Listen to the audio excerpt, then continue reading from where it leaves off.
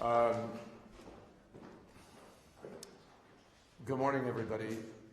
My distinct pleasure to welcome the Foreign Minister of Egypt, Sameh Shoukry, to Washington. But I would comment at the beginning by saying that Sameh and I have been seeing each other on a regular basis over the last few weeks in Rome, in London, for the Syria conference, for the meetings with respect to Libya.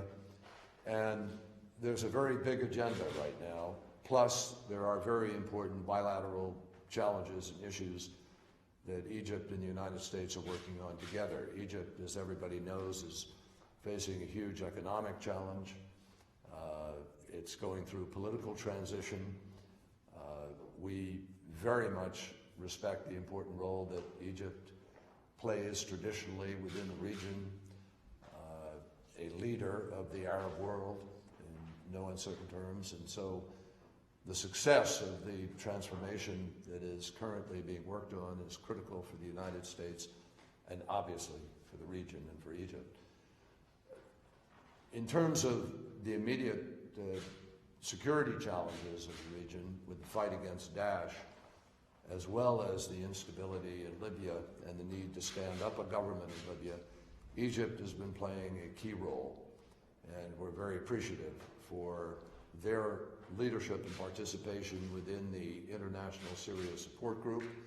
We will be meeting this Thursday in Munich on the outside of the Munich Security Conference in order to try to see if we can advance urgently the humanitarian assistance that is necessary for Syria, as well as try to advance the prospects for a ceasefire.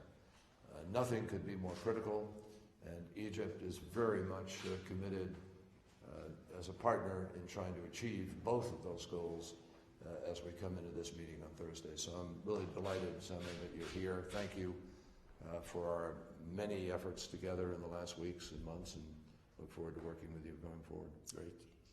Thank you. Well, thank you very much, Secretary Kerry. I'm delighted to be once again in Washington and to have this opportunity to exchange views with you. And primarily I'm here to reiterate and emphasize the importance that Egypt attaches to the strategic relationship that exists with the United States. This is a foundation and cornerstone of our foreign policy for the last decades and continues to be one that has been beneficial to Egypt and I hope beneficial to the United States. And we are committed to continue to strengthen our relationship in the various fields, whether political, economic, and to address the various challenges that we both face and meet, and that I believe can only be confronted if we continue to work closely in coordination with each other. The United States as a global power and Egypt as a important regional presence, I think, can address these challenges in the most appropriate and fundamental manner so as to regain the security and the stability of our region. On the multilateral front as well, we are coordinating in terms of the Security Council and our membership for the coming 2 years in the Council, and we have been consulting consistently, whether in the meetings we have both participated in or by telephone, to coordinate and to exchange views on the situation in Libya, in Syria, in Iraq, and generally in the fight against terrorism. Egypt has been from the outset a member of the coalition against ISIS or Daesh once it was established, and continues to play a positive and productive role in the various efforts, international efforts underway to eradicate this terrorist threat. Again, our perspective has always been a comprehensive approach dealing with all of the terrorist organizations and the political and economic and social conditions that have provided this status of expansion of the terrorist threat. But we are confident that the activity that has been taken in the past has resulted in positive reduction of that threat in Iraq, and hopefully the political process that has been initiated in Syria will provide us all with more ability to control the spread of terrorism in Syria and for that country to regain its stability. I am hopeful that we will continue to address issues in our bilateral relations with the same degree of constructive approach and communications that will be beneficial in Egypt's democratization and development in the future. We are going through a transitional period, one that this government has a very defined vision in advancing the aspirations of the Egyptian people, and we can only do so with the assistance of our friends and partners, and of course, primary among them is the United States of America. Thank you so much, John. Thank you. Thank you very much. Thank you, my friend. I forgot to mention one thing I didn't mention, which is very, very important, is Egypt's coordination with Jordan, with Israel, with the United States with respect to the Sinai, particularly Gaza, and the issue of Palestine, Israel. Egypt plays a huge role with respect to that, obviously, and we're very, and that will be one of the topics that we will also discuss today. Mr. Secretary, you said last week you would know in the coming days who was serious about a political transition in Syria. As the siege of Aleppo continues, led by Russian airstrikes, is Russia serious about that political transition? And how can you convince the Syrian opposition if that's the case?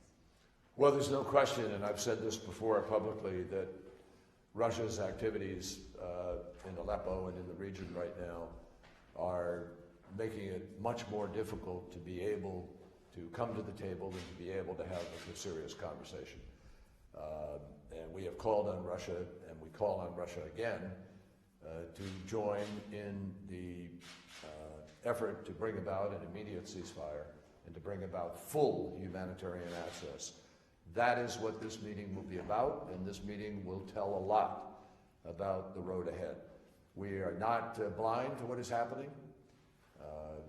We are all very, very aware of how critical this moment is, and Russia needs to contribute in significant ways to sustaining the ability of the opposition and others to come to the table and create an atmosphere within which you could actually have a negotiation. They've made that very, very difficult over the course of the last days. So we will approach this meeting in Munich with great hopes that this will be a telling moment, and it is urgent.